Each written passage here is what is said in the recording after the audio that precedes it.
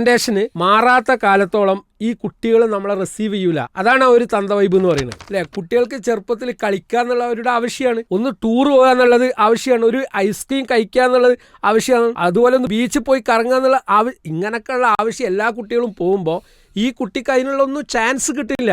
സ്വാഭാവികമായിട്ട് കുട്ടി എന്താവാണ്, വയലൻ്റ് ആവാണ്. ഓനെ ഒരു 50 ഉറുപ്പ്യ കിട്ടാത്തതാണ്, ഈ 50 500 മറ്റോ കൊടുക്കും. ഇതാരും അറിയില്ല. സ്വാഭാവികമായിട്ട് ഒരു മോശപ്പെട്ട ഗ്യാങ്ങിലേക്ക് ഈ കുട്ടി എത്തിപ്പെടുന്നു. അസ്സലാമു അലൈക്കും വറഹ്മത്തുള്ളാഹി വബറകാത്ത്. ബിസ്മില്ലാഹിർ റഹ്മാനിർ റഹീം. അൽഹംദുലില്ലാ വസ്സലാത്തു വസ്സലാമു അലാ റസൂലിൽ അമീൻ വഅലാ ആലിഹി വസഹബി അജ്മഈൻ അമ്മാ ബഅദ്. പ്രിയ പീസ് റേഡിയോ സ്നേഹക്കൂടിൻ്റെ പ്രേക്ഷകരെ, നിങ്ങളെല്ലാവരെയും പുതിയൊരു എപ്പിസോഡിലേക്ക് വളരെ സ്നേഹത്തോടു കൂടി സ്വാഗതം ചെയ്യാൻ. അൽഹംദുലില്ലാ, ഇന്നും നമ്മോടൊപ്പം ഈ ഒരു ചർച്ചയിൽ പങ്കുചേരുന്നത് ബഹുമാനനായ സഹസറാണ്. നിങ്ങൾക്ക് എല്ലാവർക്കും വേണ്ടി അദ്ദേഹത്തിനെ വളരെ സ്നേഹത്തോടു കൂടി തന്നെ സ്വാഗതം ചെയ്യാൻ.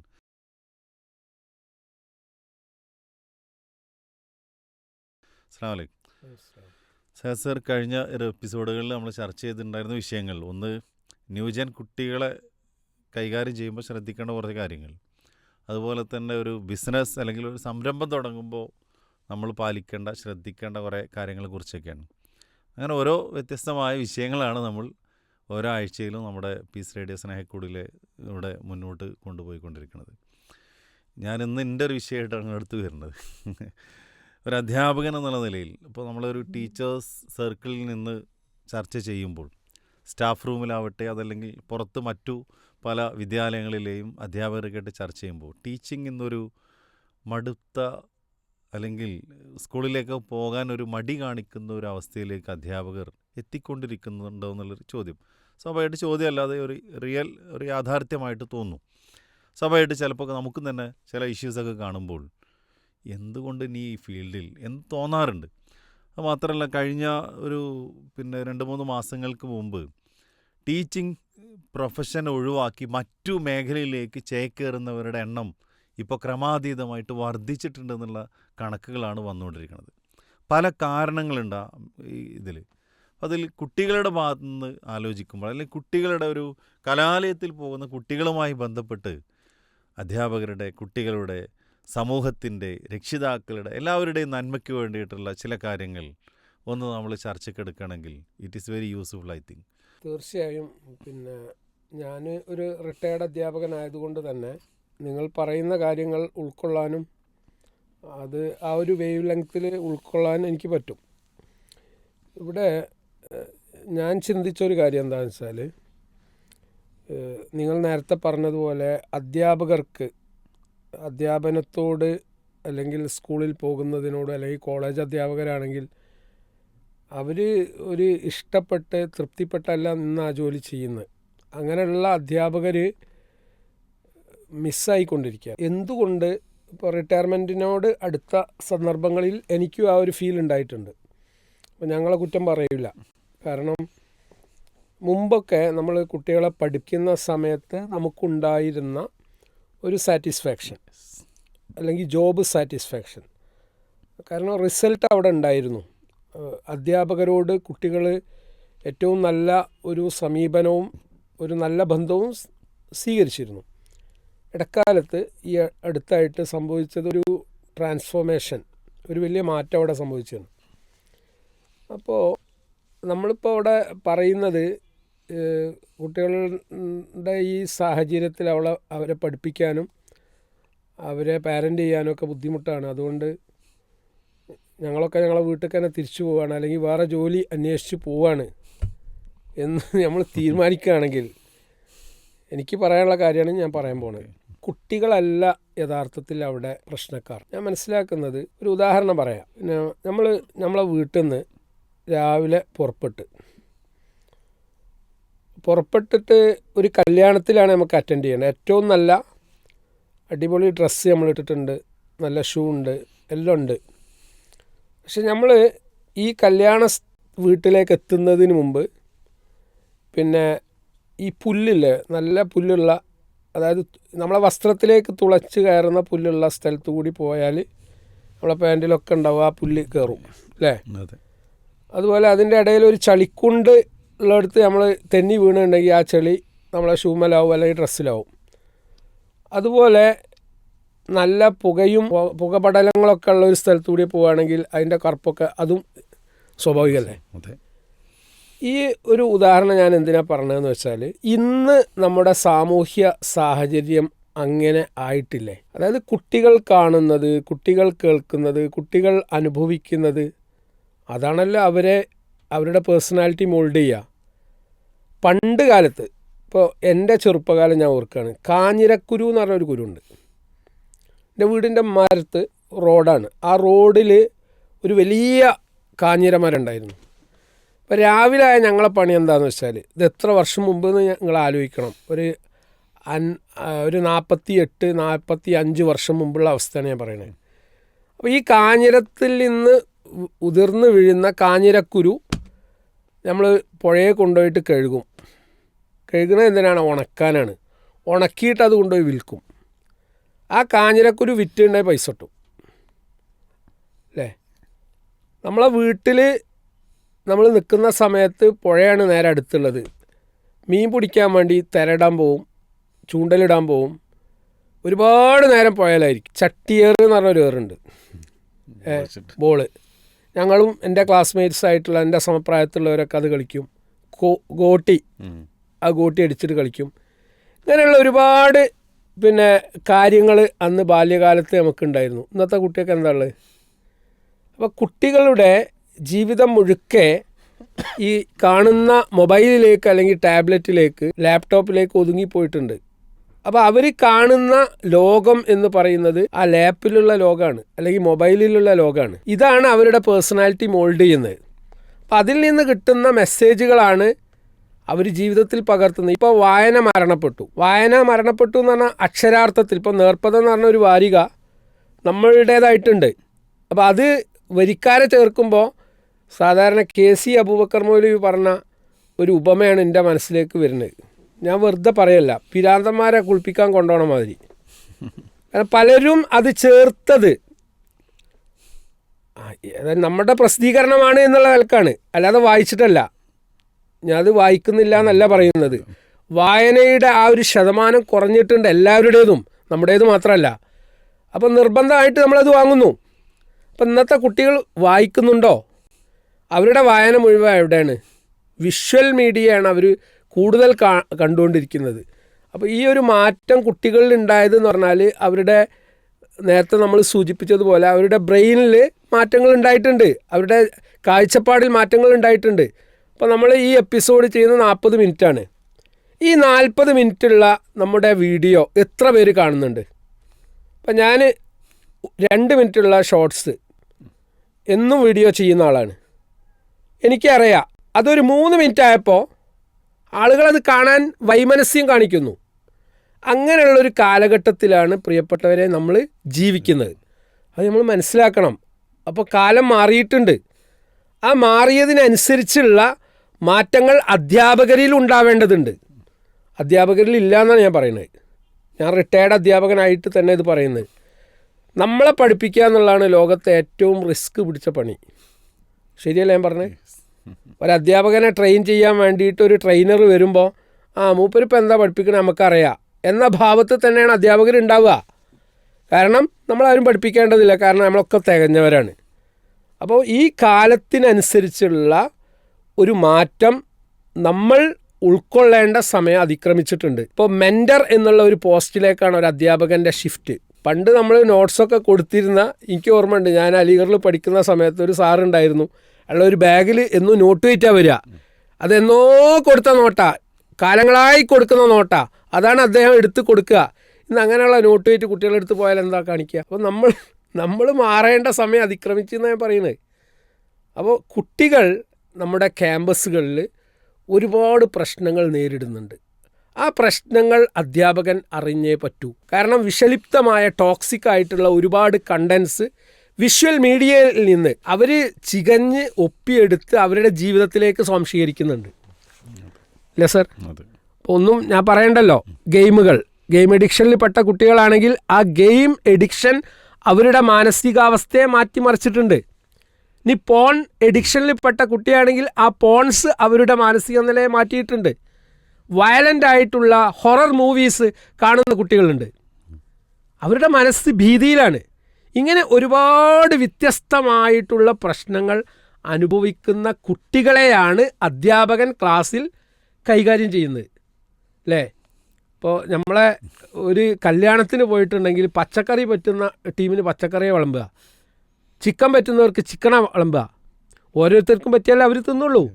അപ്പം നമ്മളെല്ലാവർക്കും ഒരേ പ്ലേറ്റിലാണ് വിളമ്പുന്നത്, ഒരേ വിഭവമാണ് വിളമ്പുന്നത്. അപ്പോൾ കുട്ടികളുടെ ഇഷ്ടത്തിനനുസരിച്ച് നമ്മുടെ കണ്ടൻസ്, നമ്മുടെ പ്രസൻറ്റേഷന് മാറാത്ത കാലത്തോളം ഈ കുട്ടികൾ നമ്മളെ റിസീവ് ചെയ്യൂല. അതാണ് ആ ഒരു തന്ത വൈബ് എന്ന് പറയുന്നത്.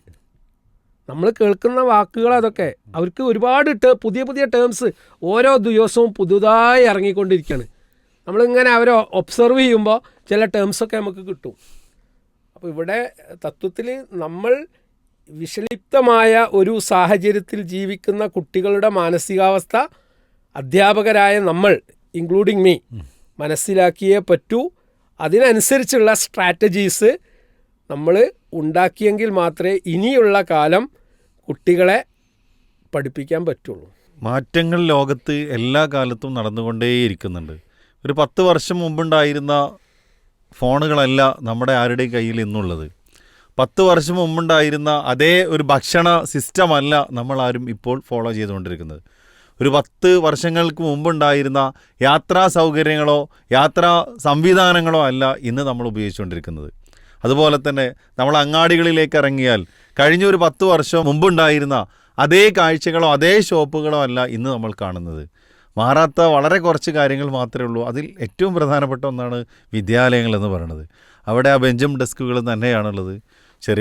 ചെറിയ മാറ്റങ്ങളുണ്ട്. ആ മാറ്റങ്ങൾ എത്രത്തോളം സമൂഹവും അധ്യാപകരും വിദ്യാർത്ഥികളും ഉൾക്കൊണ്ടു എന്നുള്ളൊരു ചോദ്യമാണ്. ഏതായിരുന്നാലും സ്ട്രാറ്റജികൾ മാറുമ്പോഴേ റിസൾട്ടുകൾ ഉണ്ടാവും. ഒരേ കാര്യം ചെയ്യുകയും വ്യത്യസ്തമായ റിസൾട്ടുകൾ നമ്മൾ പ്രതീക്ഷിക്കുന്നുണ്ടെങ്കിൽ നമ്മൾ അട്ടർ ഫെയിലിയർ ആണെന്നാണ് നമ്മൾ മനസ്സിലാക്കേണ്ടത്. അപ്പോൾ പുതിയ കുട്ടികളെ പ്രത്യേകിച്ചും സ്കൂളുകളിൽ നിന്ന് നമ്മൾ മടുത്തു എന്ന് പറഞ്ഞ് പിന്മാറുകയല്ല ഒരിക്കലും പരിഹാരം എന്നത്. അവിടെ പരിഹാരം അവരുടെ പ്രശ്നങ്ങൾ എന്തൊക്കെയാണ്, അവർ സഫർ ചെയ്യുന്ന പ്രയാസങ്ങൾ എന്തൊക്കെയാണ്, അത് കണ്ടെത്തിയിട്ട് അവിടെ ഒരു സൊല്യൂഷൻ കൊടുക്കുകയും അവരെ നല്ലൊരു മേഖലയിലേക്ക് കൈപിടിച്ച് കൊണ്ടുവരാൻ നമുക്ക് സാധിക്കുകയും ചെയ്യുമ്പോഴാണ് വിജയിച്ച അധ്യാപകരായി മാറാൻ നമുക്ക് സാധിക്കുള്ളൂ. നമ്മുടെ കുട്ടികൾ ഇന്ന് അനുഭവിച്ചുകൊണ്ടിരിക്കുന്ന പ്രശ്നങ്ങൾ പരിഹരിക്കപ്പെടുകയുള്ളൂ. ഒരു ഉദാഹരണം പറയാം. കഴിഞ്ഞ ദിവസം എൻ്റെ മോള്, അവൾ +1 പഠിക്കുന്നത്, അവള് പറയാണ്, ഉപ്പ നിങ്ങൾക്ക് അറിയാം ആ സ്കൂളിലെ അതായത് ഇൻഫ്രാസ്ട്രക്ചർ, അതായത് ഒരു കാറ്റും വെളിച്ചും കടക്കാത്ത, അതായത് ഒരു ആംബിയൻസ് ഇല്ലാത്ത, ambience is very important for them. ഇപ്പോൾ കുട്ടികൾ പറയും ഇപ്പോൾ വൈബ്, ഈ സ്ഥലങ്ങളിൽ ഒരേ സ്ഥലത്ത് തന്നെ 1-2 വട്ടം പോയാൽ പറയും ഞാൻ അങ്ങോട്ട് പോകണ്ട. പെട്ടെന്ന് മടുക്കുന്ന ഒരവസ്ഥ ഉണ്ട്. ഇൻസ്റ്റൻറ്റ് ഗ്രാറ്റിഫിക്കേഷൻ, ആ ടേം വളരെ ഇമ്പോർട്ടൻ്റാണ് അല്ലേ? ഏതെങ്കിലും ഒരു സംഗതി സ്വൈപ്പ് ചെയ്യുന്നത് പോലെ തന്നെ ലൈഫും.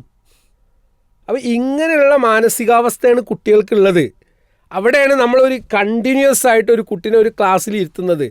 അത് നമ്മൾ മെൻ്റലി ആൻഡ് ഫിസിക്കലി പ്രിപ്പയർ ചെയ്യാതെ, ക്ലാസ്സിന് തയ്യാറെടുക്കാതെ ആ ക്ലാസ്സിലേക്ക് എത്തിയിട്ടുണ്ടെങ്കിൽ കുട്ടികൾ, എനിക്കറിയാം എൻ്റെ കുട്ടിയെ ഞാൻ നിരീക്ഷിക്കുമ്പോൾ ഓരോ അധ്യാപകനെക്കുറിച്ചും അവരുടെ ഡ്രസ് കോഡിനെക്കുറിച്ച് അല്ലേ, മതധാർമ്മിക മൂല്യങ്ങൾ പഠിപ്പിക്കുന്ന ഒരു അധ്യാപിക അല്ലേ, ആ അധ്യാപിക മാതൃകയാവണ്ടേ. എന്നാൽ ആ അധ്യാപികയെക്കുറിച്ചാണ് അവർ ചർച്ച ചെയ്യുന്നത്. എന്ത് അർഹതയാണ് അവർക്കത് പറയാനുള്ളത്? പണ്ടത്തെ കുട്ടികളല്ല.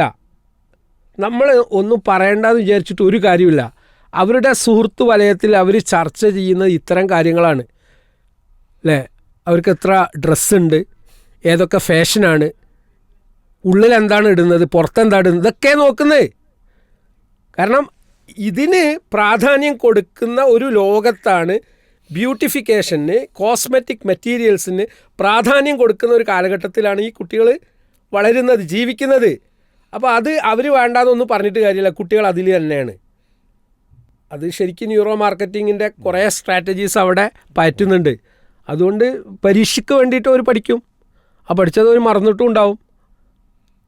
നമ്മളൊക്കെ ഒരു പരീക്ഷ വരുന്നുണ്ടെന്ന് പറഞ്ഞാൽ എത്ര മാസങ്ങൾക്ക് മുമ്പ് പഠനം തുടങ്ങിയിരുന്നു. ഇപ്പോഴത്തെ കുട്ടികൾ അതിന് കിട്ടുമോ? ക്ലാസ്സിൽ അവർ നോട്ട് ചെയ്താറുണ്ടോ? സർ നിങ്ങൾ നോക്കി, എനിക്ക് ഓർമ്മയുണ്ട്, ഞാൻ പഠിക്കുന്ന കാലത്ത് 3 മണിക്കൂർ കണ്ടിന്യൂസ് ആയിട്ട് എൻ്റെ അധ്യാപകൻ സ്പെഷ്യൽ ക്ലാസ് എടുത്തത് എനിക്ക് ഓർമ്മയുണ്ട്. നമ്മളിങ്ങനെ മുഖത്തേക്ക് ഇങ്ങനെ തുറിച്ചു നോക്കുമ്പോൾ ഓരോ വാക്കും എഴുതി വെക്കും. ഇന്നത്തെ കുട്ടികളെ കിട്ടുമോ? ഒരു 10 മിനിറ്റ് കിട്ടുമോ? അപ്പോൾ കുട്ടികൾ മാറിക്കഴിഞ്ഞു എന്നാണ് പറയുന്നത്. ആ മാറ്റം ഉൾക്കൊണ്ട് നമ്മൾ ക്ലാസ് റൂമുകൾ ക്രമീകരിക്കുക എന്നുള്ളതല്ലാതെ രക്ഷയില്ല. പല സ്ഥാപനങ്ങളുടെയും ഇൻഫ്രാസ്ട്രക്ചർ വളരെ പുരാനമാണ്. അപ്പോൾ ആ കുട്ടികൾ ഫ്രസ്ട്രേറ്റഡ് ആണ്. ഞാൻ ബോധപൂർവ്വം പറയുന്നത്. ഒരു ചെറിയ സ്പാർക്ക് കിട്ടിയ ഒരാളി കത്തും. ഇപ്പോൾ നിങ്ങൾ ഈ അടുത്ത് ശ്രദ്ധിച്ചോ, കുട്ടികളൊക്കെ വയലൻ്റ് ആവുകയാണ്. പെൺകുട്ടികൾ പോലും അടി കൂടുന്നതിലേക്ക് വരികയാണ്. എവിടേക്കായി പോക്ക്? അപ്പോൾ അവർ ബാക്ക്ഗ്രൗണ്ട് ഇൻഫോർമേഷൻ എന്ന് പറഞ്ഞാൽ ഒരുപാട് കാര്യം അവർക്ക് പലയിടത്തുനിന്നും കിട്ടുന്നുണ്ട്. ഇതിങ്ങനെ ഉള്ളിൽ പിന്നെ പൊങ്ങി എന്താണ് വിങ്ങി അവസാനം അങ്ങോട്ട് പൊട്ടിത്തെറിക്കുകയാണ്. അപ്പോൾ അത് അധ്യാപകനാണെങ്കിൽ അധ്യാപകനെ അടിക്കും. കാരണം ആരടിക്കണ്ട എന്നുള്ള എത്തിക്സ് മദ്രസയിൽ നിന്നൊന്നും കിട്ടില്ലല്ലോ. മദ്രസയിൽ നമ്മൾ മുമ്പ് നേരത്തെ നിർത്തിപ്പോവല്ലേ. മദ്രസ എക്സ്ട്രാ ആയിട്ടാണല്ലോ ഞാനും നിങ്ങളൊക്കെ കാണുന്നത് അല്ലേ സർ? നമുക്ക് ഏറ്റവും ഇമ്പോർട്ടൻ്റ് എന്താ? ഞാനും നിങ്ങളും അടങ്ങുന്ന സമൂഹം പോലും ഏറ്റവും പ്രധാനമായി കാണുന്നത് എന്താണ്? ഭൗതിക വിദ്യാഭ്യാസമാണ്. എന്നാൽ ഒരു കുട്ടിയുടെ വ്യക്തിത്വം രൂപീകരിക്കുന്നത് ഏറ്റവും ഇമ്പോർട്ടൻസ് ഇതിനാണ്, ധാർമ്മിക മൂല്യങ്ങൾക്കാണ്. പണ്ട് കാലത്ത് മദ്രസയുടെ ഒരു 2 മണിക്കൂർ അല്ലെങ്കിൽ 1.5 മണിക്കൂർ എന്നുള്ളത് വളരെ സ്ട്രിക്റ്റായിട്ട് 8ാം ക്ലാസ് വരെ അല്ലെങ്കിൽ 10ാം ക്ലാസ് വരെ നമ്മുടെ പൂർവികർ കൊണ്ടുപോയിരുന്നു. ഇന്ന് കുട്ടി SSLC ആണെന്ന് പറഞ്ഞാൽ പിന്നെ മദ്രസ വേണ്ട. പിന്നെ കുട്ടിക്ക് എന്നാണ് മതപരമായ പാഠങ്ങൾ കിട്ടുന്നത്? പിന്നെ നമ്മൾ പറയും CRE ഉണ്ട്. ഈ CREയിൽ വരുന്ന കുട്ടികളുടെ എണ്ണം എത്രയാണ്? അപ്പോൾ അടിസ്ഥാനപരമായി ഒരു കുട്ടിക്ക് മതബോധം കിട്ടേണ്ട സമയത്ത് കിട്ടുന്നില്ല. പിന്നെ പല കാര്യങ്ങളും കുട്ടികൾ പഠിക്കുന്നത് വളരെ നേരത്തെയാണ് അല്ലേ. ഹൈദും നിഫാസും ഒക്കെ പഠിക്കുന്ന എപ്പോഴാണ്? ഏത് പ്രായത്തിലാണ്? പ്രാക്ടിക്കലായി ലൈഫിൽ വരേണ്ട കാര്യങ്ങൾ ആ പ്രായത്തിൽ കുട്ടികൾക്ക് കിട്ടുന്നുമില്ല. വളരെ നേരത്തെ ഒന്നും തിരിയാത്ത പ്രായത്തിൽ കിട്ടുന്നുണ്ട്.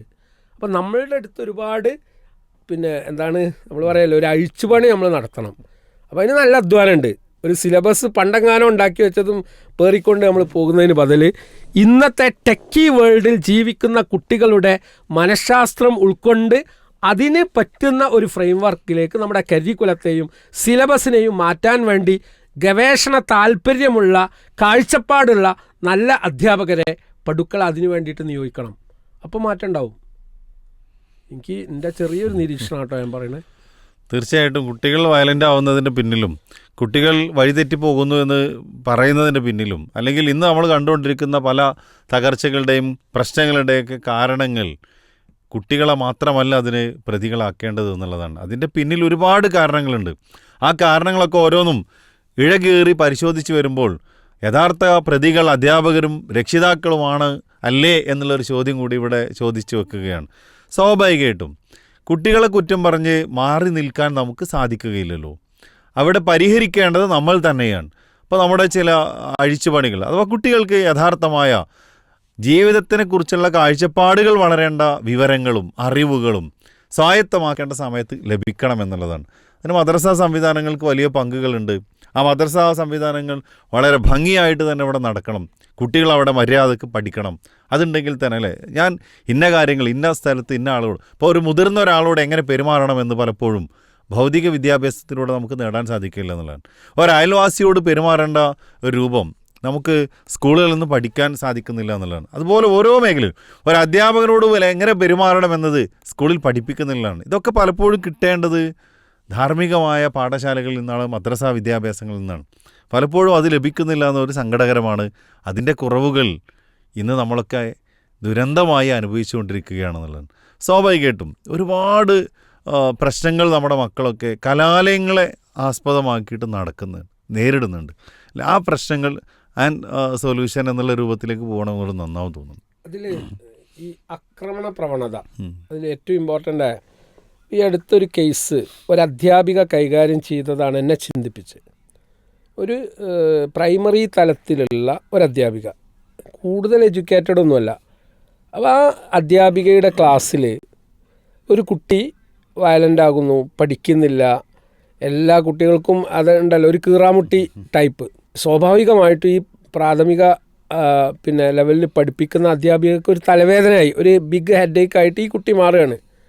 അപ്പോൾ പല ടാക്ടിക്സും ഈ അധ്യാപിക പയറ്റി നോക്കി ഈ കുട്ടിയൊന്ന് വരുതിയിൽ നിർത്താം. എന്ത് അപ്ലൈ ചെയ്തിട്ടും അധ്യാപികക്ക് പറ്റുന്നില്ല. അങ്ങനെ ഒരു ദിവസം ഈ കുട്ടിയെ സ്വകാര്യമായിട്ട് വിളിച്ചിട്ട്, അല്ല എൻ്റെ പ്രശ്നം എന്താണ് എൻ്റെ പ്രശ്നം? അപ്പോഴാണ് ആ കുട്ടി അതായത് വളരെ നല്ല ഒരു ആത്മബന്ധം ഈ അധ്യാപിക ആ 4ാം ക്ലാസ്സിലുള്ള കുട്ടിയുമായിട്ട് ഉണ്ടാക്കിയതിന് ശേഷം ചോദിക്കുകയാണ് ഈ ചോദ്യം. ആ ചോദ്യം ചോദിച്ചപ്പോൾ അധ്യാപികക്ക് എന്നോട് അത്രയധികം താല്പര്യമുണ്ട് എന്നുള്ളൊരു ഫീല് ആ കുട്ടിക്ക് തോന്നി. അപ്പോൾ ആ കുട്ടി പറഞ്ഞു, എൻ്റെ ഉമ്മക്കും ഉപ്പക്കൊന്നും എന്നെ ഇഷ്ടമല്ല, ഒരു ബീച്ചിക്ക് പോലും എന്നെ ഇതുവരെ കൊണ്ടുപോയിട്ടില്ല. ഈ 2 വാക്കുകളാണ് ആ കുട്ടി പറഞ്ഞത്. അപ്പോൾ ഈ അധ്യാപിക ഷോക്കഡായി. അപ്പോൾ ആ കുടുംബത്തെക്കുറിച്ച് പിന്നെ അവൾ പഠിക്കുകയാണ്. പഠിച്ചപ്പോഴാണ് മനസ്സിലാക്കുന്നത് ഉമ്മയും ഉപ്പയും 2 പേരും പ്രായം ചെന്നവരാണ്, രോഗികളാണ്. അതിലൊരാൾ ക്യാൻസർ പേഷ്യൻ്റാണ്. സാമ്പത്തികമായി പരാധീനതയാണ് അവർക്കുള്ളത്. അവർക്കിതൊന്നും ചിന്തിക്കാനുള്ള നേരം പോലുമില്ല. അപ്പോൾ അവരുടെ പ്രത്യേകമായ കുടുംബ പശ്ചാത്തലത്തിൽ നിന്ന് കുട്ടിയുടെ ഇമോഷണൽ നീഡ്സ്, വൈകാരികമായിട്ടുള്ള കുട്ടിയുടെ ആവശ്യങ്ങൾ, അല്ലേ, കുട്ടികൾക്ക് ചെറുപ്പത്തിൽ കളിക്കുക എന്നുള്ള അവരുടെ ആവശ്യമാണ്. ഒന്ന് ടൂർ പോകുക എന്നുള്ളത് ആവശ്യമാണ്. ഒരു ഐസ്ക്രീം കഴിക്കുക എന്നുള്ളത് ആവശ്യമാണ്. അതുപോലെ ഒന്ന് ബീച്ചിൽ പോയി കറങ്ങുക എന്നുള്ള ഇങ്ങനെയൊക്കെയുള്ള ആവശ്യം എല്ലാ കുട്ടികളും പോകുമ്പോൾ ഈ കുട്ടിക്ക് അതിനുള്ളൊന്നും ചാൻസ് കിട്ടില്ല. സ്വാഭാവികമായിട്ട് കുട്ടി എന്താവാണ്, വയലൻ്റ് ആവാണ്. അങ്ങനെ ഈ അധ്യാപിക ഈ കുട്ടിയെയും ആ കുട്ടിയുടെ ജ്യേഷ്ഠനെയും കൂട്ടി ആ കുടുംബസമേതം ബീച്ചിൽ പോയി. ആ സമയത്ത് അവർക്കുണ്ടായ ഒരു അനുഭവം എന്നോട് ഷെയർ ചെയ്തു. അത്രമാത്രം മാറ്റങ്ങൾ പിന്നീട് ആ കുട്ടിയുടെ ലൈഫിൽ ഉണ്ടായിട്ട് ക്ലാസ്സിൽ നമ്പർ 1 സ്റ്റുഡൻ്റായിട്ട് ആ കുട്ടി മാറിയെന്നാണ് അതിൻ്റെ റിപ്പോർട്ട്. ഞാൻ എന്തിനാ ഷമീം സാറേ ഇത് പറഞ്ഞതെന്നറിയോ? ഇങ്ങനെയുള്ള ഒരു ഇൻഡിവിജ്വൽ അറ്റൻഷൻ, വ്യക്തിപരമായ ശ്രദ്ധ, ഓരോ കുട്ടിയുടെയും പ്രശ്നങ്ങൾ കണ്ടെത്തി മനസ്സിലാക്കി ഉൾക്കൊണ്ട് ഒരധ്യാപകൻ ചെയ്യുന്ന തലത്തിലേക്ക് മാറിയിട്ടുണ്ടെങ്കിൽ അവിടെ മാറ്റം ഉണ്ടാവില്ലേ? അതിന് നമുക്ക് നേരമുണ്ടോ? ഇതാണല്ലോ അധ്യാപകൻ ചെയ്യേണ്ട ഡ്യൂട്ടി. എന്നാൽ ഇന്നെന്താണ്, ഒരധ്യാപകൻ്റെ തലയിൽ 100 കിലോനാണ് വെച്ചെങ്കിൽ അത് 300 കിലോ എങ്ങനെ ആക്കാമെന്നുള്ള ഗവേഷണം നടത്തുന്നത്. ചില ഉദ്യോഗസ്ഥന്മാർ അതിനും നടക്കുന്നുണ്ട്. കാരണം ഏറ്റവും കൂടുതൽ അവരുടെ ഉള്ളിൽ ഇവർ നല്ല സാലറി വാങ്ങുന്നുണ്ട്, അവർക്കൊരു പണിയില്ല.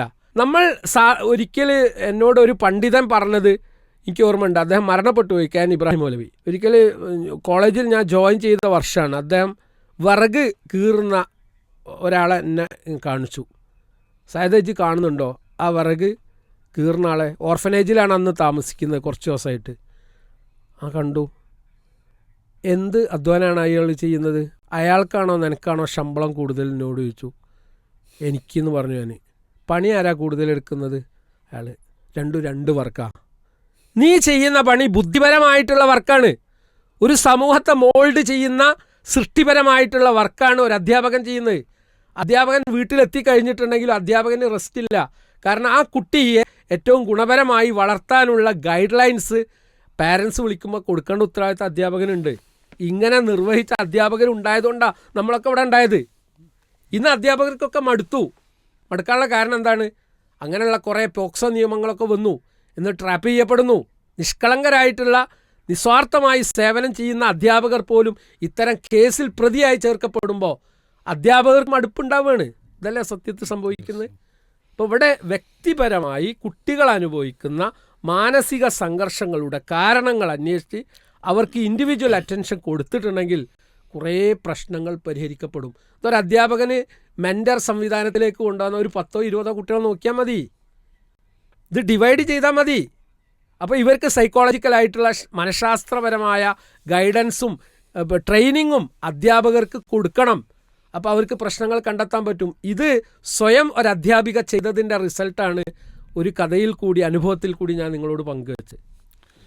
ടീച്ചർ എന്ന വാക്ക് പല കാലത്തും പല പേരിലാണ് അല്ലേ? ആ വാക്കിനെ ടീച്ചർ എന്നായിരുന്നു, അതുപോലെ തന്നെ സ്കഫോൾഡർ എന്ന ഒരു ടേം ഉപയോഗിച്ചു, ഗൈഡാണെന്ന് ഉപയോഗിച്ചു. ഇപ്പോൾ ഏതാനും വർഷങ്ങളായിട്ട് ടീച്ചർ എന്ന് പറയുന്ന ഒരു മെൻറ്റർ എന്ന ഒരു രൂപത്തിലാണ് അറിയിക്കുന്നത്. അതൊരു ഓൾറൗണ്ട് ഡെവലപ്മെൻറ്റിന് വേണ്ടി കുട്ടിയെ സ്വാധീനം ചെലുത്താനും കുട്ടിയുടെ കൂടെ നിൽക്കാനും കുട്ടിയെ സഹായിക്കാനും കുട്ടിയെ അറിയാനും ഒക്കെ സാധിക്കുന്ന ഒരാളാകുമ്പോഴേ അയാൾക്ക് മെൻറ്റർ എന്ന് പറയാൻ പറ്റുന്നതാണ്. അപ്പോൾ മെൻറ്റർഷിപ്പിൻ്റെ കീഴിൽ വരേണ്ട കാര്യങ്ങൾ ആ കുട്ടിയുടെ A to Z കാര്യങ്ങളിൽ അവനെ സഹായിക്കുകയും അവനെ ഇപ്പോൾ ഉള്ള സ്ഥിതിയിൽ നിന്നും ഏറ്റവും മികച്ചതിലേക്ക് എത്തിക്കാൻ സാധിക്കുക എന്നുള്ളതാണ്. അതിന് ഒരുപാട് പണികളുണ്ട്. നമ്മൾ സാധാരണ കുട്ടികളെ എന്തെങ്കിലുമൊക്കെ ഒരു ദുസ്വഭാവമുള്ളൊരു കുട്ടിയാണെങ്കിൽ ആ കുട്ടിയെ നമ്മൾ അടച്ചാക്ഷേപിക്കുകയും വെറുക്കുകയും ചെയ്യുന്നതാണ്. അവിടെ ഒരു തിരുത്ത് തീർച്ചയായും നമുക്ക് ആവശ്യമാണ്. നമ്മൾ ആ കുട്ടിയെയല്ല ആ വ്യക്തിയെയല്ല വെറുക്കേണ്ടത്. അവനിലുള്ള ദുസ്വഭാവത്തിനെ നമുക്ക് വെറുക്കാം, അവനെ നമുക്ക് സ്നേഹിക്കാൻ സാധിക്കണം. എങ്കിലേ ആ കുട്ടിയെയും തിരിച്ചു കൊണ്ടുവരാൻ നമുക്ക് സാധിക്കുള്ളൂ. ഒരാളെയും അകറ്റി നിർത്തിയത് കൊണ്ടോ വെറുത്തത് കൊണ്ടോ തിരിച്ചു കൊണ്ടുവരാൻ നമുക്ക് സാധിക്കില്ല എന്നുള്ളതാണ്. അപ്പോൾ സ്വാഭാവികമായിട്ടും അങ്ങനെയുള്ളവരെയാണ് നമ്മൾ കൂടുതൽ ചേർത്ത് നിർത്തേണ്ടത്. എന്നിട്ട് അവരെ തിരിച്ചു കൊണ്ടുവരാൻ നമ്മൾ ശ്രദ്ധിക്കണം. മോനെ, നിൻ്റെ അടുക്കൽ ഇന്ന ദുസ്വഭാവമുണ്ട്, അത് തീർച്ചയായിട്ടും നിന്നെ മാത്രമല്ല എല്ലാവരെയും അത് കേടുവരുത്തുന്നതാണ്. എനിക്ക് നിന്നോട് അതിയായ സ്നേഹമുണ്ട്, നീ നന്നായി വരണം എന്നാഗ്രഹിക്കുന്നുണ്ടെന്നൊരു നിങ്ങൾ പറഞ്ഞ പോലെ തന്നെ ഒരു ഇൻഡിവിജ്വലി അറ്റൻഷൻ കൊടുത്ത് ഒരു സ്വകാര്യമായിട്ട് അവനെ വിളിച്ച് അവനോടുള്ളൊരു സ്നേഹം ഉണ്ട് എന്ന് അവൻ്റെ മനസ്സിൽ തോന്നിപ്പിക്കുന്ന രൂപത്തിൽ അവതരിപ്പിക്കാൻ സാധിച്ചു കഴിഞ്ഞാൽ എല്ലാ കുട്ടികളെയും മാറ്റിയെടുക്കാൻ നമുക്ക് സാധിക്കുമെന്നുള്ളതാണ് എൻ്റെ അനുഭവത്തിൽ. ഞാൻ പറയാം, ഇപ്പം അടുത്തുണ്ടായ ഒരു കൗൺസിലിംഗ് കേസാണ്. ഒരാൾ നാട് വിട്ടു പോയി. അങ്ങനെ ഒരു മാസം കഴിഞ്ഞിട്ടാണ് ആ കുട്ടിയെ കണ്ടെത്തുന്നത്. അപ്പോൾ ഈ കുട്ടിയുമായിട്ട് കൗൺസിലിങ്ങിന് ഇരുന്നപ്പോൾ എനിക്ക് ബോധ്യമായ സംഗതി എന്താ വെച്ചാൽ, അവൻ ചോദിക്കുന്ന ചോദ്യം വളരെ ടെക്കി ആയിട്ടുള്ള നല്ല കഴിവുള്ള ഇൻ്റലിജൻ്റായ കുട്ടിയാണ്. അവനെ അലട്ടിയ ഒരു വിഷയം എന്താണെന്ന് വെച്ചാൽ സിബ്ലിംഗ് റിവൽറിയാണ്. അതായത് അവൻ്റെ ജ്യേഷ്ഠനുണ്ട്, ആ ജ്യേഷ്ഠനോട് ഉപ്പയുടെയും ഉമ്മൻ്റെയും നിലപാടും അവനോടുള്ള നിലപാടും എൻ്റയർലി ഡിഫറെൻ്റ് അവന് ഫീൽ ചെയ്ത്.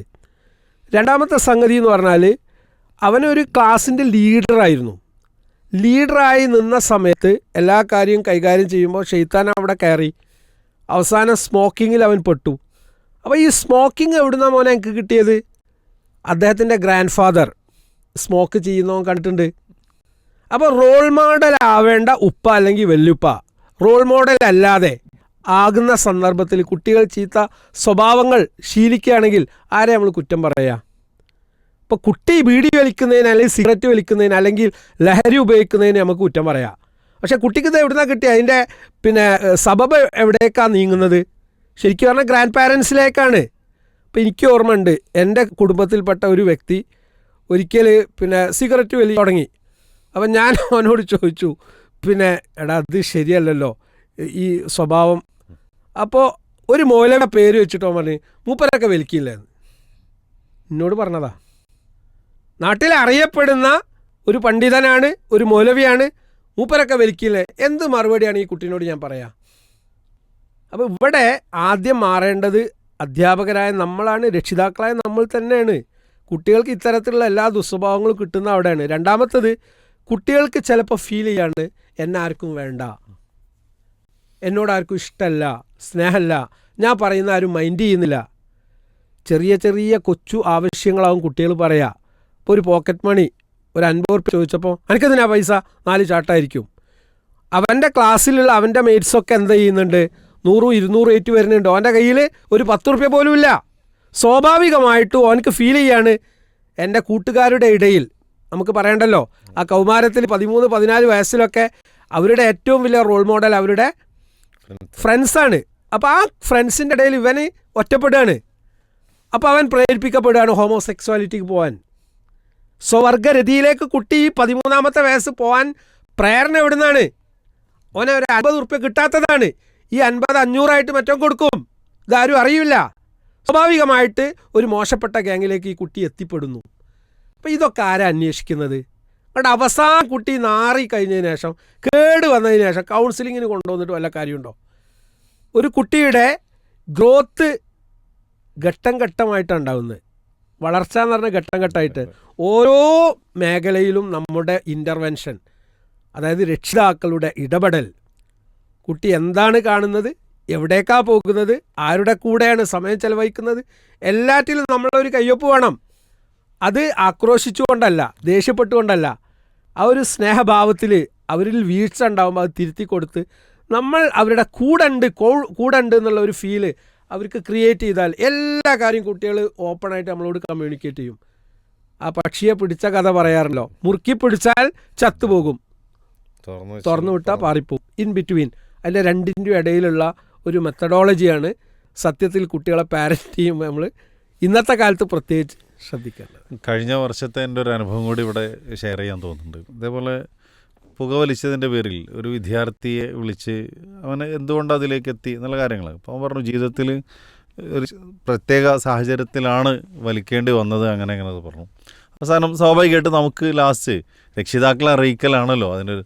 രക്ഷിതാക്കളെ അറിയിച്ചിട്ടില്ലെങ്കിൽ പിന്നീട് എന്തെങ്കിലും നിങ്ങൾ എന്തുകൊണ്ട് അത് അറിയിച്ചില്ല എന്നുള്ളൊരു ചോദ്യം വരും. അപ്പോൾ എൻ്റെ കാര്യം വീട്ടിലും നാട്ടിലും കൂടി ശ്രദ്ധിക്കട്ടെ എന്നുള്ള നിലക്ക് ഉപ്പനോട് പറയുന്നുണ്ട്. അപ്പോൾ ഈ കുട്ടി ഉപ്പനോട് പറയുന്നതിനെ കുറിച്ച് പറയുമ്പോൾ അവൻ തല താഴ്ത്തിയിട്ടാണ് നിൽക്കുന്നത്.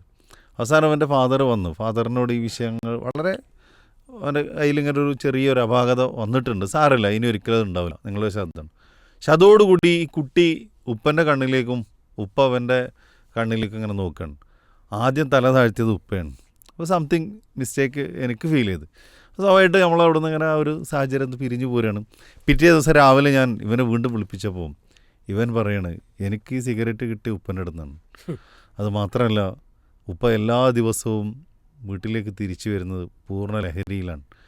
എന്താണ് ചെയ്യേണ്ടത്, എന്താണ് ചെയ്യാന്നുള്ള അറിയില്ല. ഇന്നലെ സാറ് എന്നെ വിളിച്ച് ഉപ്പനോട് ഈ കാര്യം പറഞ്ഞപ്പോൾ ഉപ്പ തല താഴ്ത്തിയത് സാറ് ശ്രദ്ധിച്ചില്ലേ. അതാണ് കഴിഞ്ഞ എപ്പിസോഡ് നിങ്ങൾ പറഞ്ഞ പോലെ തന്നെ ഇന്ന് നമ്മുടെ മക്കൾ നമ്മളെ ഓരോരുത്തരെയും നമ്മളെ അറിയുന്നതിനേക്കാൾ നമ്മളെ അറിയുന്നതിനേക്കാൾ നമ്മുടെ മക്കൾക്ക് നമ്മളെ അറിയാമെന്നുള്ളതാണ്. സ്വാഭാവികമായിട്ട് എനിക്ക് എന്നെ അറിയുന്നതിനേക്കാൾ എൻ്റെ കൂടെയുള്ള എൻ്റെ മക്കൾക്കും എൻ്റെ ഭാര്യയ്ക്കാണ് എന്നെക്കുറിച്ച് കൂടുതൽ അറിയാൻ പറ്റുമെന്നുള്ളതാണ്. സ്വാഭാവികമായിട്ടും ആ ഒരു അർത്ഥത്തിൽ നമ്മുടെ മക്കൾ ഇന്ന് കലാലയങ്ങളിൽ കാണിച്ചു കൂട്ടുന്നതിൻ്റെ പലതിൻ്റെയും പിന്നിൽ പല കാരണങ്ങളും ഒന്നുകിൽ അധ്യാപകരാണ്, അല്ലെങ്കിൽ രക്ഷിതാക്കളാണ് നമുക്ക് ബോധ്യപ്പെടുത്താൻ സാധിക്കുന്നത്. സ്വാഭാവികമായിട്ടും ഇനിയും ഇതുപോലെ കുട്ടികൾ ഒരുപാട് പ്രശ്നങ്ങളിൽ അകപ്പെടുന്നത് നമ്മൾ കാണുന്നുണ്ട്. ഈ ലഹരി ഉപയോഗം ഒരു വലിയ വിഷയമാണ്. ഈ ലഹരി എന്നുള്ളത് വ്യാപകമാവുകയാണ്. അതിൽ സ്കൂൾ തലത്തിൽ കുട്ടികൾ ലഹരിക്ക് അടിമപ്പെടുക പറഞ്ഞാൽ ആദ്യം തന്നെ കഞ്ചാവ് ഉപയോഗിക്കുക എന്നുള്ളതല്ല. നമുക്കറിയാലോ, ഇതൊക്കെ ഒരു റാക്കറ്റാണ്.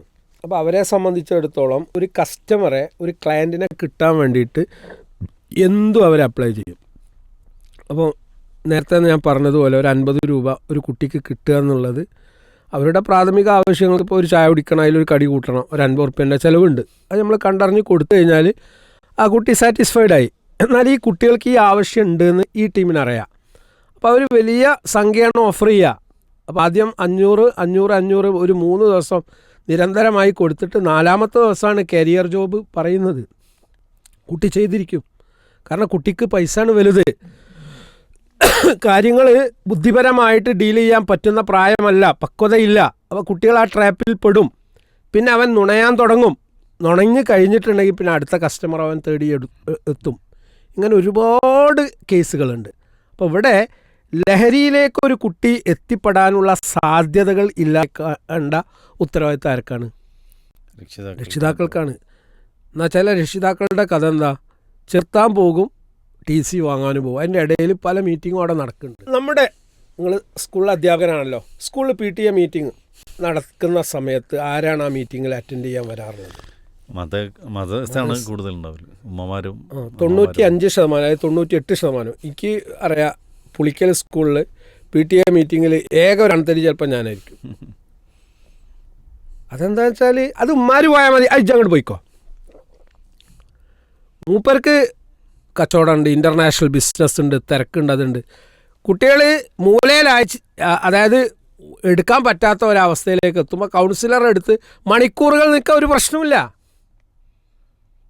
അപ്പോൾ ഇവിടെ തകരാറ് രക്ഷിതാവിൻ്റെ അടുത്താണെന്നാണ് എനിക്ക് പറയാനുള്ളത്. ലഹരി ഉപയോഗം ഒരു ദിവസം കൊണ്ടുണ്ടാവുന്നതല്ല, ദിവസങ്ങൾ കൊണ്ടുണ്ടാവുന്നതാണ്. അപ്പോൾ ഒരു കുട്ടി ലഹരി നുണയുന്നുണ്ടോ, രക്ഷിതാവിന് അറിയാൻ പറ്റുമല്ലോ. വീട്ടിലേക്ക് വരുമ്പോൾ കുട്ടി അത് ഉപയോഗിക്കുന്നുണ്ടോ എന്നുള്ള അവൻ്റെ രൂപഭാവങ്ങൾ കണ്ടാൽ മനസ്സിലാവില്ലേ. ഓന് മഗ്‌രിബിന് ശേഷം വീട്ടിൽ നിന്ന് പുറത്തേക്ക് പോകുന്നുണ്ടോ, നമ്മൾ അന്വേഷിക്കണ്ടേ? ഇന്ന് പെൺകുട്ടികൾ പോലും പുറത്താണ്. ഇവിടെ അഭിമാനം കൊണ്ട് പറയാണ്, ഇപ്പോൾ പുതിയൊരു കച്ചവടം തുടങ്ങിയാണ്.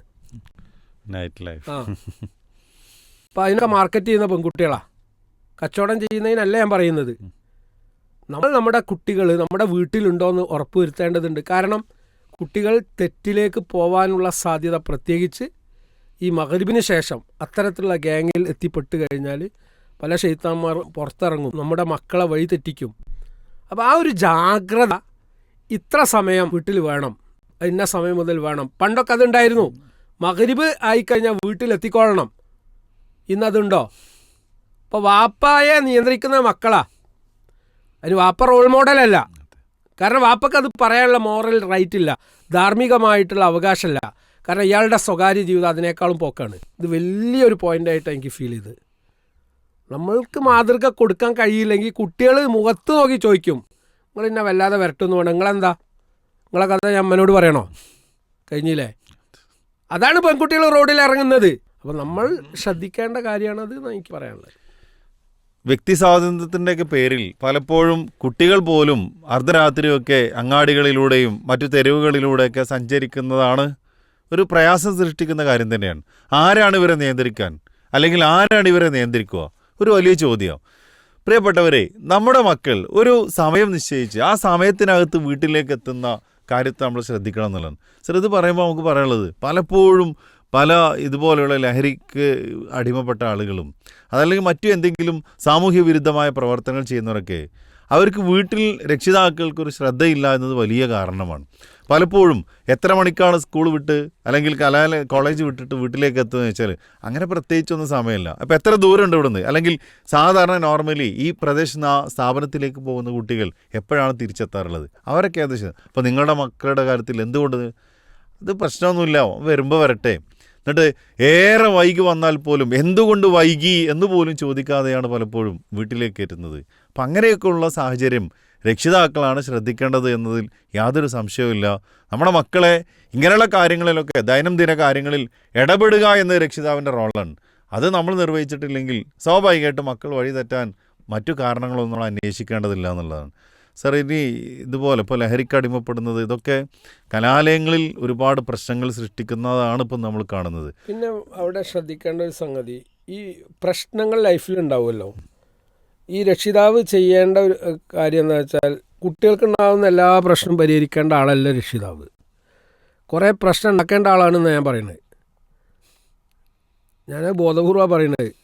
എല്ലാ പ്രശ്നവും നമ്മൾ കുട്ടികൾക്ക് പരിഹരിച്ചു കൊടുത്ത് അവർക്ക് പ്രശ്നം പരിഹരിക്കാൻ കഴിയുമോ? പ്രോബ്ലം സോൾവിങ് എന്നുള്ള ഒരു സ്കില്ലാണ്. ആ സ്കില്ല് കുട്ടികൾക്ക് ഉണ്ടാവണമെങ്കിൽ വെള്ളത്തിൽ വീണാലല്ലേ നീന്ത പഠിക്കുള്ളൂ. കരക്ക് ഇങ്ങനെ കയറി നിന്നിട്ട് നീന്ത എങ്ങനെ പഠിക്കുക? അപ്പോൾ കുറച്ച് വെള്ളം കുടിക്കും. അപ്പോൾ ക്രൈസിസ് മാനേജ് ചെയ്യണമെങ്കിൽ we have to create crisis in their life. അത് ബോധപൂർവ്വം ഉണ്ടാക്കണം. അപ്പോൾ അത് അവരെങ്ങനെ മാനേജ് ചെയ്യുന്നു? കഴിഞ്ഞ ദിവസം ഞാനും എൻ്റെ കുടുംബവും ഒന്നിച്ച് വരുമ്പോൾ എൻ്റെ മോൾ ഇങ്ങനെ പറയുന്നുണ്ട്, പേന വേണം, പേന വേണം, പേന വേണം. എന്ത് പേനാന്ന് ചോദിച്ചു. നാളെ പരീക്ഷയാണ്. അപ്പോൾ പറഞ്ഞു, ഇജ്ജ് പോയി വാങ്ങിക്കോ. ഞാൻ കാറ് നിർത്തി അവളെ പിന്നെ കടയിലേക്ക് വിട്ട് ഞാൻ അവിടെ ഒബ്സർവ് ചെയ്യാണ്. അപ്പോൾ പിന്നെ ഓൾ വിചാരിച്ച പേനല്ല. അപ്പോൾ 5 പേന വാങ്ങി വന്നാണ്. 5 പേന വാങ്ങിയിട്ട് ബാലൻസ് നോക്കുമ്പോൾ എങ്ങനെയായിട്ടും ടാലി ആവില്ല. കണക്കിലൊക്കെ പിന്നെ ക്ലാസ്സിൽ മാർക്ക് കിട്ടിയിട്ട് കാര്യമില്ലല്ലോ, മനക്കണക്ക് എന്നുള്ളൊരു സാധനം ഉണ്ടല്ലോ, പ്രാക്ടിക്കല്. അപ്പം ഞാൻ പോലും ഇനി ഉപ്പച്ച് പോയിക്കോളിയാ. ഞാൻ പറയും ഞാൻ പോകില്ല, പോയിട്ട് പൈസ വാങ്ങിക്കൊണ്ടുവരും. അപ്പോൾ ഈ കടക്കാരൻ്റെ അടുത്ത് പോയിട്ട് പൈസ രണ്ടാമത് തിരിച്ചു വാങ്ങിപ്പിച്ചു. കണക്ക് തെറ്റിയാണ് അയാൾക്ക്. 35 രൂപയാണ് ശരിക്കും എടുക്കേണ്ടത്, പക്ഷെ മൂപ്പർ അതിൽ കൂടുതൽ 52 രൂപ എടുത്തിട്ടുണ്ട്. അപ്പോൾ ഇങ്ങനെയുള്ള പ്രാക്ടിക്കൽ വിസ്ഡം നമ്മുടെ കുട്ടികൾക്ക് ഉണ്ടാക്കാനുള്ള ബോധപൂർവമായ ശ്രമങ്ങൾ നമ്മൾ നടത്തേണ്ടതുണ്ട്. നമ്മളെന്താ ചെയ്യുന്നതെന്ന് വെച്ചാൽ എല്ലാവർക്കും വാങ്ങിക്കൊണ്ട് കൊടുക്കുക. ഒന്നും അവരറിയില്ല. ഒരങ്ങാടി പോയിട്ട് സാധനങ്ങൾ വീട്ടിലേക്ക് കൊണ്ടുവരാൻ വേണ്ടി പുരുഷന്മാരായ നമ്മളെടുക്കുന്ന റിസ്ക് ഫാക്ടേഴ്സ് ശരിക്കും ഭാര്യമാർക്കറിയോ? എൻ്റെ അഭിപ്രായത്തിൽ കുറച്ചൊക്കെ അവരെ വിടുക. ഒരു ഹോസ്പിറ്റൽ കേസ് നമ്മളെ കാത്തിരിക്കുകയാണ്. എല്ലാം പേറുന്ന ആളുകളായിട്ട് ഭർത്താക്കന്മാർ മാറുന്നതിന് ബദൽ കുറേ റിസ്കുകളൊക്കെ അവരും കൂടി പേറണം. അപ്പോഴേ ഒരു ഈ കുടുംബം എന്നുള്ള സംവിധാനത്തിൽ ഒരു സമതുലിതസ്ഥ ഉണ്ടാവുമെന്നാണ് എനിക്ക് തോന്നുന്നത്, അല്ലേ? ഇപ്പോൾ മലയാളിയുടെ കുട്ടി മാത്രമാണല്ലോ എങ്ങനെ കേടുവരുന്നത്.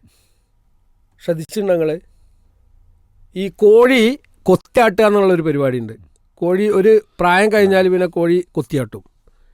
നമ്മൾ എത്ര കൊല്ലമായിട്ട് കല്യാണം കഴിഞ്ഞിട്ടും കുട്ടിക്ക് ചിലവിന് കൊടുക്കുന്നത് ഈ വാപ്പ അല്ലെങ്കിൽ ഉമ്മ.